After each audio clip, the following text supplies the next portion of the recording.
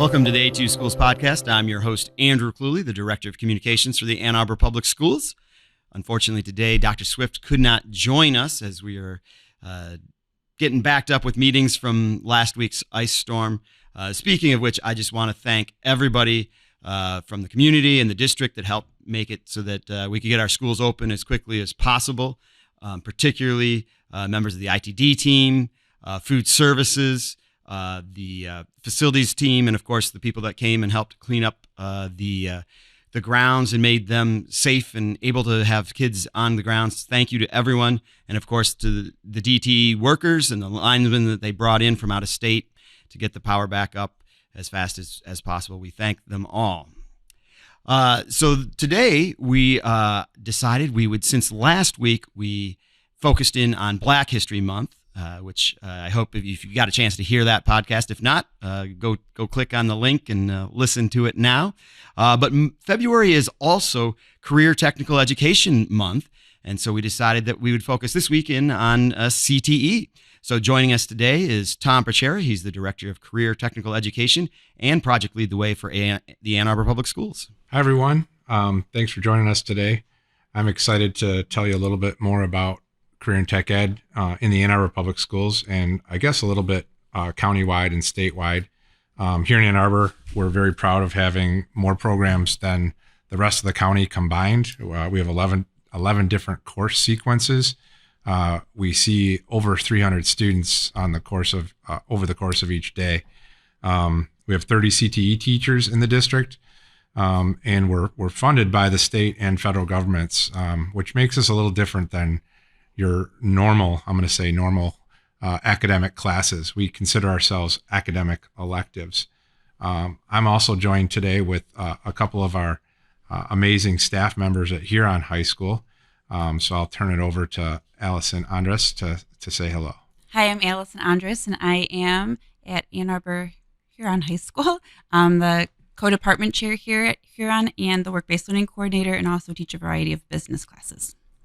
And we also have with us today Melissa Gordon, also from Huron. Hi, everyone. I teach Accounting 1, Accounting 2, Personal Finance 1, Business Principles and Management, and Note-Taking and Study Skills through our CTE department at Huron. Well, thank you all for joining us today. And I think, first of all, let's just talk about a sense of what is CTE. I'm hoping, Tom, you can give just sort of an overview of sort of what types of classes students can take that would fall under the CTE umbrella. You bet. We are considered hands-on and lab work courses, so really broad spectrum. We have cosmetology, culinary arts, home building, auto tech, health sciences. We have engineering, and then kind of wrapped up in our business courses, business administration and management, finance, financial management, marketing, school store. In computer science, we've got your average computer science classes, and then we've got accelerated AP computer science classes, as well as cybersecurity. And then we mix in a little bit of biomedical engineering with some of our Project Lead the Way courses. So it really sounds like that students have a wide variety of options that would fall under CTE. And I'm guessing that for many of the students, that really brings their day to life, that they really are passionate about. Yeah, they get to focus on something that they're either somewhat interested in and want to learn more about it, or that they're already very interested in. Students take a sequence of one or more of those categories I mentioned earlier, and it's a 1 to 2 year sequence of courses, and at the end they're considered a completer by the state of Michigan and by us. But we're able to offer all those programs I mentioned, but not at every building. But we are able to transport our students from building to building across the district. Cosmetology is off-site. Home building is off-site. We are one of the few CTE programs left in the state that builds and sells a house every year for the past 53 years in and around Ann Arbor. And we share that cosmetology program, which is a storefront program where you can go get your hair done or your nails done on State Street and Michigan Ave, Huron Valley Beauty School. In the morning, Huron Valley services Washtenaw County, the other 8 school districts in the county with students, and in the afternoon, it's all 17 students are from the Ann Arbor schools. And can you talk about for a parent or maybe even a grandparent? I know I have my picture of what CTE was when I was in school, the old-fashioned shop classes and that type of thing. It sounds like we've advanced a little bit beyond that as the technology in these industries has changed a bit too. We definitely have advanced with technology, with software applications, but we are still very much a hands-on curriculum. I'll use our business classes as an example. We were just talking earlier, as teachers, when we started teaching, we had books to build our grades in, and eventually we used spreadsheets, and now we've got this amazing tool called PowerSchool. And we keep up with the technology within the program as well. So our students have moved from checks and balance sheets to Excel and QuickBooks. Our auto shops, I guess, are another prime example of that change in traditional automotive, although we service cars from the 50s and 60s up to current day vehicles. So we keep building on the tools and equipment that we have in the labs and give students what they need to succeed after high school.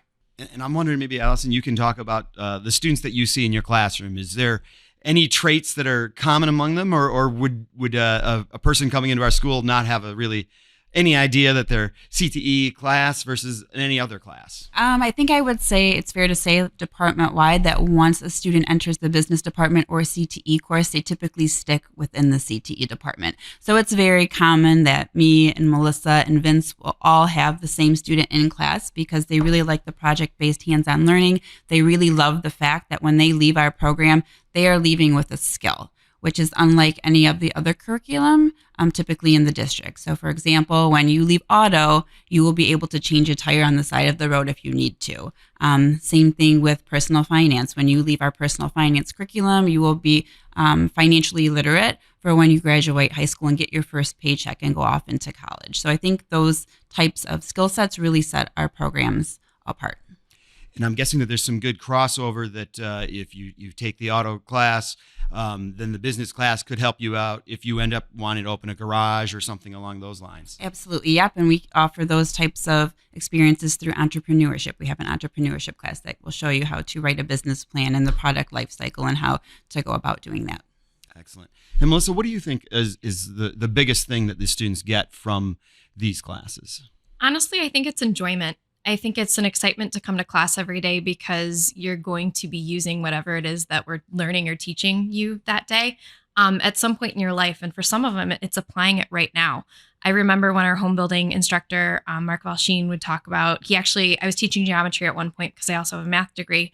And he was talking about building trusses and how using the 30, 60, 90 triangles, how they would, instead of teaching it the way we would teach it in geometry, he would teach the lesson of how they would build the trusses for the houses. So him and his home building students actually came into my geometry class and spent the day with my kids, teaching them how to use 30, 60, 90 triangles in a real world relevant way.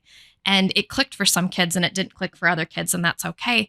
But at the same time, it was a great recruiting tool for our home building program because these kids could see, oh, here I could actually build something with my hands instead of just using a calculator, just writing something down on pen and paper.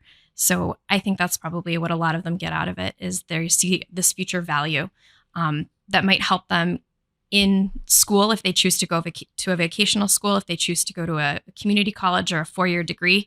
At some point, this can be a skill, or it can be something that they look back on and go, oh, I remember this time in high school when I did this, and help them throughout their career.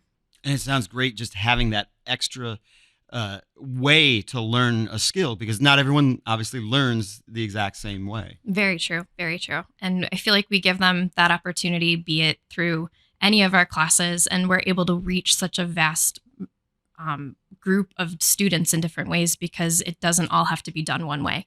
And we can have those conversations with our students and create projects or modify projects based off of what they're able to do or what they're not able to do at that moment in time. And then they can see growth throughout the semester and see what they were able to do at the beginning of the semester versus what they know and understand and they're able or capable to do at the end of the semester. So I also think that's really helpful when the kids look back and go, oh my gosh, look at what I'm able to do now that I had no idea I was capable of at the beginning of the semester. And Tom, I think you mentioned this at the beginning, but roughly how many students are taking CTE classes in the Ann Arbor Public Schools? This year we're right around the 300 mark, and those are students that are completing our courses. I really don't know the total number. We run many intro courses. Know Your Auto. We consider personal finance one of our intro courses, even though quite a few seniors take our personal finance course. Many of our courses are offered for that senior math credit that students need for graduation. Also science credits, English credits, world language is another one. All our computer science classes count as a world language credit. Again, these are all state of Michigan merit curriculum requirements. One thing that does also set our students aside or puts our students ahead of the game, almost all of our CTE courses also carry some type of certification with them. So easy ones to think about are Safe Serve certification in our culinary arts programs. So when if students choose to go to work at a fast food restaurant or a restaurant, we have many in Ann Arbor, their resume shows that they're already certified in serving safely. So the restaurant owner doesn't have to pay for that certification. The student doesn't have to take a couple weeks off to do that training. Our students leave with it. We moved that also to our school store this year. So our students that are serving cookies and slushies also have that certification. Our home builders have OSHA certification. Our auto tech students can leave with 3 ASE certifications. That's a very typical certification for mechanics. CPR, first aid in our health science classes. And then pretty new this year, we've added Microsoft Office Professional Excel certification, as well as Microsoft Word Associate certifications. So it's just another thing that our students can leave with, whether they're choosing to go on to school somewhere or choosing to go right to the world of work. I was just going to say that it seems like that they're getting some real life skills that they can put on their resume to get a job right away, even if they don't plan on, staying in that field long term. It still seems like a real opportunity. Yeah, we think so. And I guess that does lead to the question is do we have a sense of where our CTE graduates end up? What type of things do they end up doing as alumni? That's an interesting question. Actually, tomorrow at our meeting, we're discussing our follow-up survey. So every year, state of Michigan asks us to do a follow-up survey with our students. So we found that if we start that follow-up survey in the spring of their senior year, we have a better chance of getting a hold of them in the fall after graduation. So we're going to do a much better job of tuning students in, tuning teachers into the follow-up surveys. So we can keep an eye on what they're doing, and the state of Michigan can keep an eye on what they're doing as well. Not in a spying kind of way, but we want to know if they're going into the work-based experience that we've prepared them for, or if we've taught them exactly what they don't want to do in the world of work. Michigan Department of Education works with Michigan Workforce Development. So about every 2 years, they analyze what jobs are needed in the state, and that contributes to our funding for our programs. So about every 2 years, the funding changes a bit within our programs. This year, I think it's pretty obvious that health sciences, health service technologies are the highest ranked in the state because we need healthcare workers, obviously. So those are the students that we get more funding for in our programs. You mentioned how one of the things that you can learn from this program is what you don't want to do in life. And honestly, that seems like a very valuable thing to find out in high school as well. Absolutely. Especially students that are going on to university or college. They know what major they don't want as much as they know the major or minor that they do want. Melissa or Allison, maybe you have a story of a student that you've heard from that shared what they've done with their CTE experience.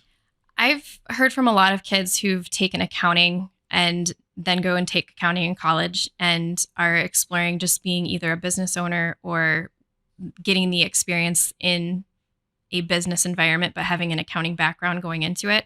And they've all said that they know so much more of what's being discussed whenever they're in a business meeting, and they're able to read balance sheets and they're able to read income statements and have a general better overall understanding of what's going on in the company.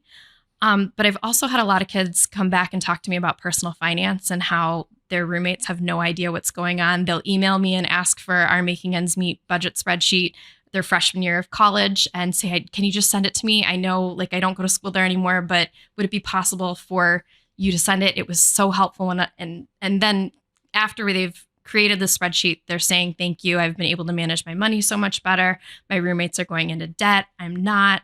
So that's always really helpful to see that they're taking those lessons that we've taught them and they're actually using them, and they're not using them 5 years, 10 years from now. They're using them right now. And I've had the same experiences having students that have had the accounting curriculum, have then gone on to HR, have had the business management curriculum, and still continued on that traditional business path.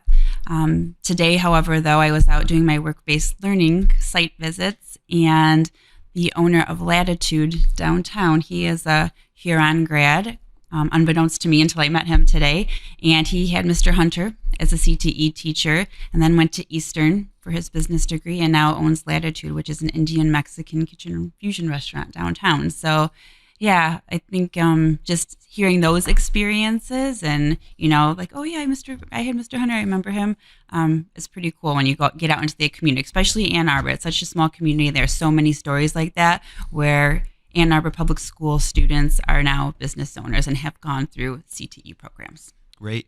And when we were looking to the future, you mentioned the healthcare related fields. What are some other things that you see as potential changes coming down the pike for CTE? Computer science is probably our fastest growing area, cybersecurity in particular. That said, it's very difficult for us to find CTE certified teachers.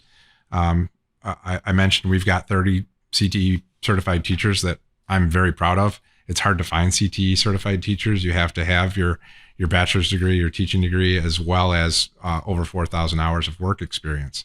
And it's pretty difficult to pull somebody away from a high-paying job in business and industry to become a teacher at this point. I guess leads me right to Melissa and Allison. What made you decide to get into being a CTE teacher?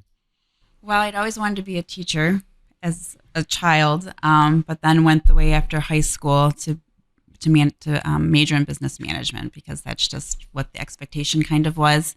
And then I got my first job while still in that field at Ford World headquarters. And I walked in and I was like, there is no way I can work in this cubicle for the rest of my life. So back to the drawing board, and I found that Eastern had the business education curriculum because I really loved business and that whole entrepreneurial spirit. But I just knew I couldn't be in that environment. So I changed my degree and ended up in education, like I knew I wanted to begin with, right, as a small child, and then combined the two, and here I am. And Melissa? My parents are both educators, so part of me thinks that it was genetic, but at the same time, I always knew that I really enjoyed business, and I was lucky enough to go to a school that had a lot of business classes, so I started taking those my freshman year, and I really enjoyed them, and all of a sudden it clicked senior year that, this could, we could combine teaching with business, and as soon as I got into the classroom, I knew exactly that was where I wanted to be. So unlike a lot of people who are post-bac, they went and got a degree, got the work experience. I got my work experience while I was in high school, or while I was in college, getting my 4,000 hours in addition to going to college, so that when I graduated, I was able to go directly into becoming a CTE educator. So a little bit different path than a lot of my colleagues who ended up being out in the workforce for a while before they came back to become teachers. But it's been really enjoyable, and it's a great conversation to bring up with our students when we talk about career exploration. How did you get where you are? And what about your job is what you enjoy? What don't you like? What do you think you want to do, or would you have done differently?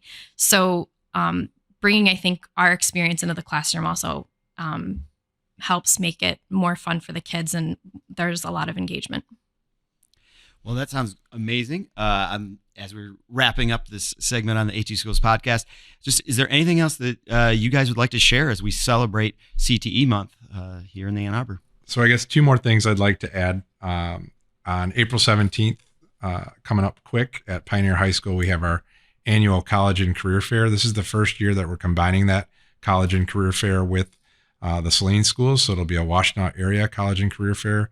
We have over 100 colleges and universities signed up, and 30 to 40 local businesses, and our unions, as well as our military folks will be there. Again, that's April 17th at 6 o'clock in the Pioneer Annex. Next year, we'll be at Saline High School doing the same thing with hopefully even more.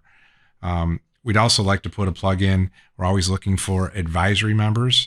Each of the programs that I mentioned has an advisory board. They meet twice a year to discuss curriculum, to take a look at equipment, to make sure we're sending students out with the tools they need to be successful in your businesses. Well, those are some good news to know about and some things to think about if students are not sure where they're headed for college or other post-high school opportunities. They can check that out on April 17th at Pioneer.